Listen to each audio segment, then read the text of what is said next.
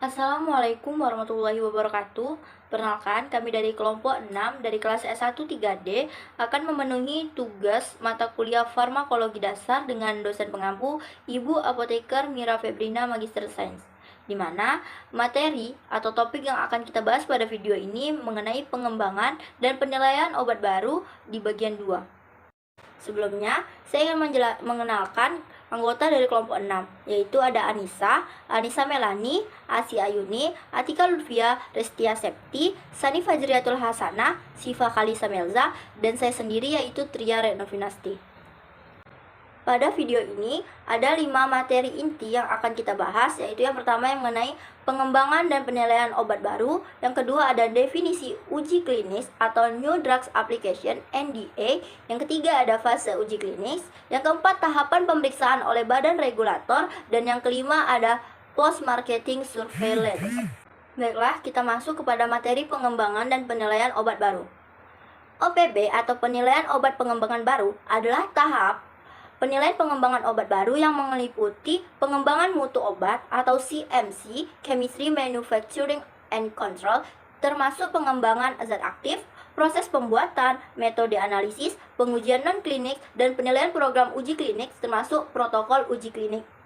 Saat OPB masuk ke tahap uji klinik, OPB harus mulai diproduksi ke skala yang lebih besar di fasilitas yang memenuhi CPOB, mulai dari skala pilot sampai ke skala komersial di mana produk sudah dikarakterisasi. Pada tahap ini, pelaksanaan uji klinik OPB harus memperhatikan aspek-aspek cara uji klinik yang baik.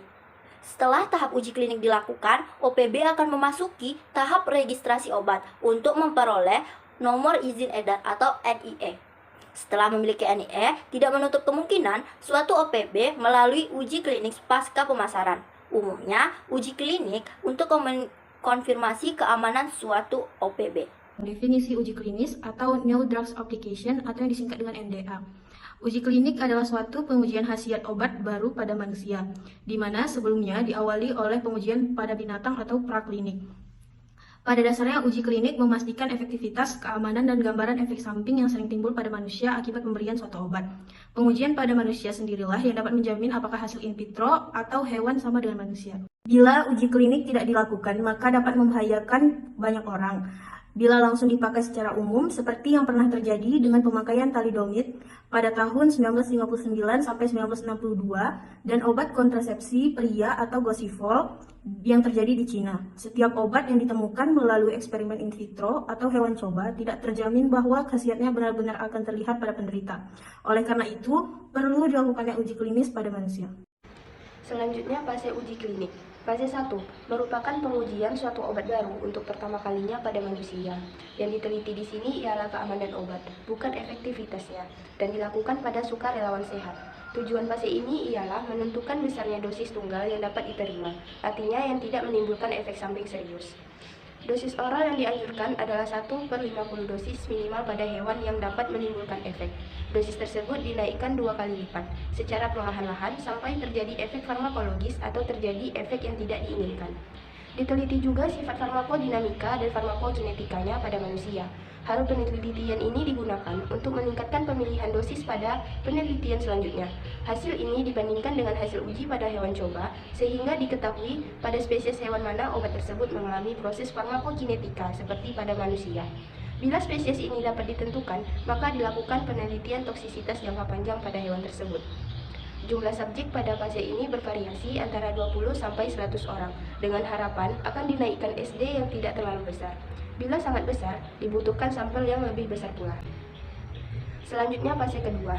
Obat dicobakan untuk pertama kalinya pada sekelompok kecil penderita yang kelak akan diobati dengan calon obat.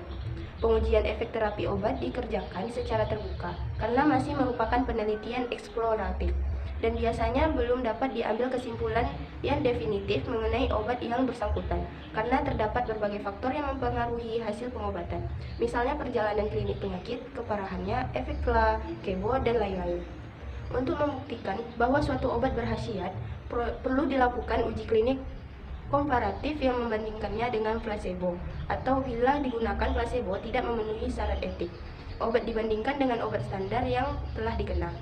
Tercakup juga penelitian dosis efek untuk menentukan dosis optimal yang akan digunakan selanjutnya, serta penelitian lebih lanjut mengenai eliminasi obat, terutama metabolisme. Jumlah subjek yang mendapat obat baru pada fase ini antara 100 sampai 200 penderita. Selanjutnya yaitu fase 3, untuk memastikan bahwa suatu obat benar-benar berkhasiat atau sama dengan penelitian pada akhir fase 2 untuk mengetahui kedudukannya dibandingkan dengan obat berstandar.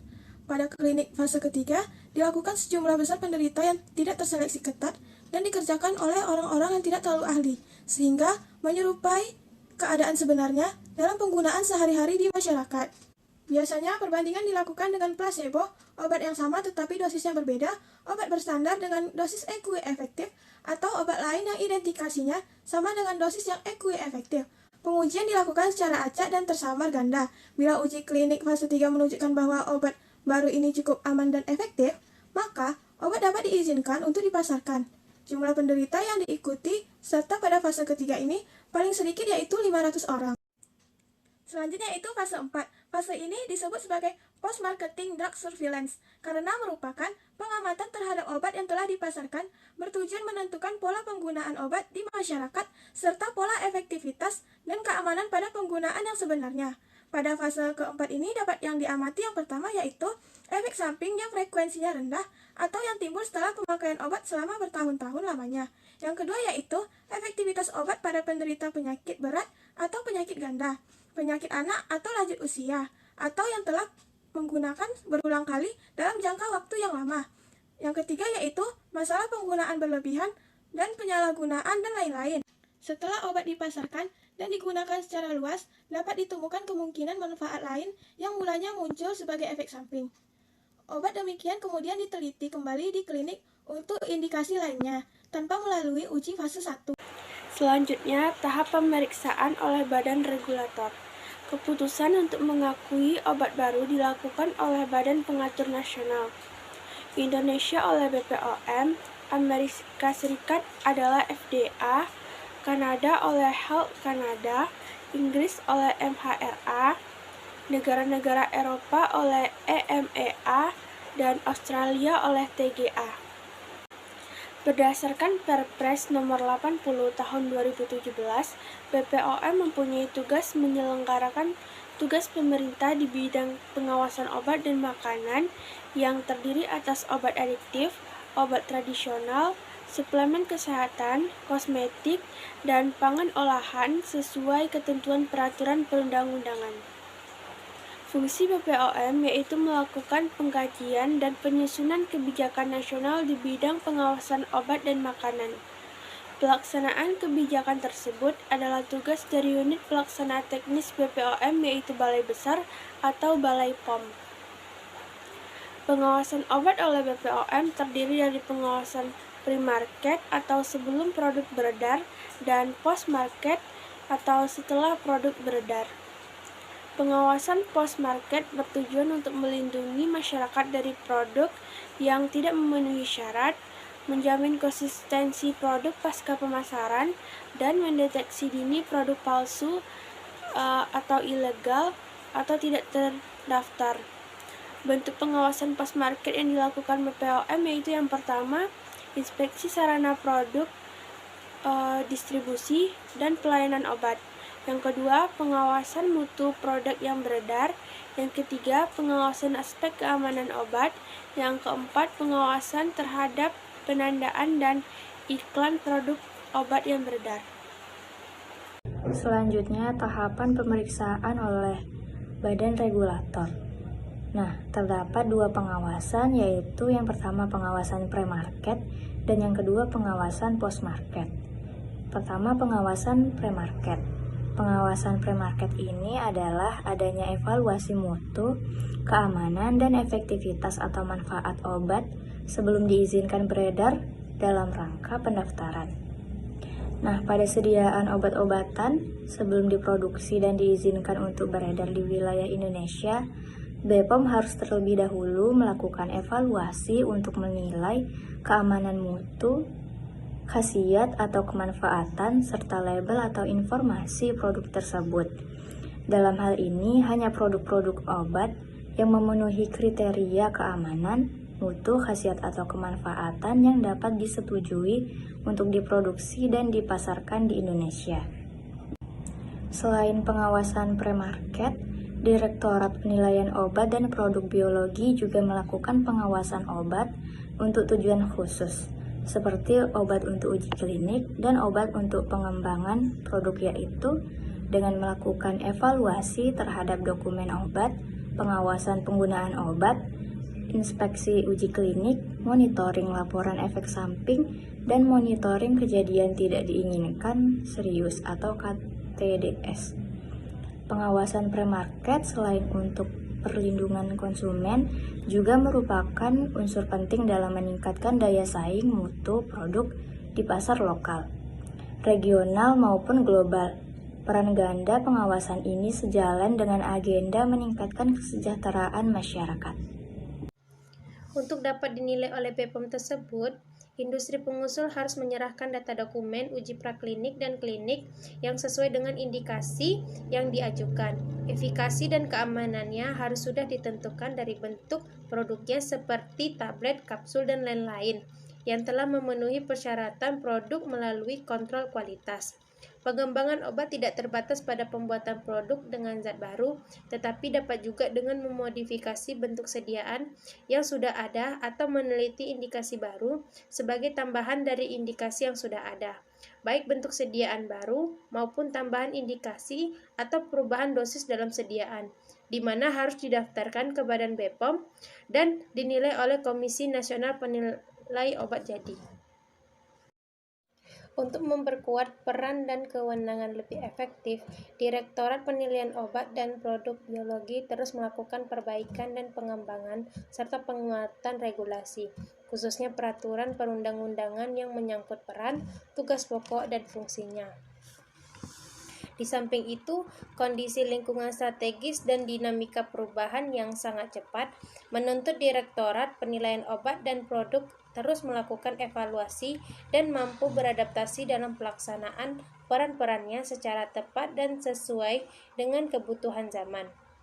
Setelah calon dapat dibuktikan berkhasiat sekurang-kurangnya sama dengan obat yang sudah ada dan menunjukkan keamanan bagi si pemakai, maka obat baru diizinkan untuk diproduksi oleh industri sebagai legal drug dan dipasarkan dengan nama dagang tertentu serta dapat diresepkan oleh dokter. Yang kedua, pengawasan post-market. Pada pengawasan post-market ini dengan pemeriksaan terhadap pelaksanaan di tempat ataupun sarana produk obat tersebut, sehingga dapat diketahui bahwa apakah obat tersebut terdapat izin edar ataupun kadaluarsa. Selain itu juga dilakukannya juga kegiatan sampling dan pengujian terhadap obat yang beredar serta penyidikan terhadap tindakan penegak hukum. Pada tahap ini, Badan Pengawas Obat dan Makanan akan melaksanakan kegiatan inspeksi terhadap produk obat tersebut dengan tujuan melakukan pengawasan langsung atas kegiatan produksi dan distribusi untuk memastikan apakah pelaku usaha konsisten menerapkan cara-cara produksi serta distribusi sesuai dengan izin yang dimohonkan olehnya sewaktu melakukan pendaftaran obat tersebut. Yang terakhir, terdapat post-marketing surveillance monitoring atau keamanan setelah pemasaran. Setelah obat itu dipasarkan, masih dilakukannya studi pasca pemasaran atau post-marketing surveillance yang diamati pada pasien dengan berbagai kondisi, berbagai usia, dan ras. Studi ini dilakukan dalam jangka panjang untuk melihat terapeutik dan pengalaman jangka panjang dalam menggunakan obat. Setelah hasil studi 4 dievaluasi, masih memungkinkan obat itu ditarik dari perdagangan jika membahayakan. Sebagai contoh, obat serivastatin atau suatu antihiperkolesterolemia yang dapat merusak ginjal. Yang kedua, terdapat pada obat enterobiofom atau Cleoquinol, suatu anti-disentri amoeba pada orang Jepang dapat menyebabkan kelumpuhan pada otot mata atau SMON disiase. Yang ketiga, terdapat fenilpranol, amin atau PPA yang sering terdapat pada obat flu yang harus diturunkan dosisnya dari 25 mg menjadi tidak lebih dari 15 mg karena dapat meningkatkan tekanan darah dan kontraksi jantung. Nah, yang keempat terdapat pioglitazone atau obat antidiabetes yang bisa merusak hati, dan Vioxx atau rofecoxib yang bisa merusak jantung.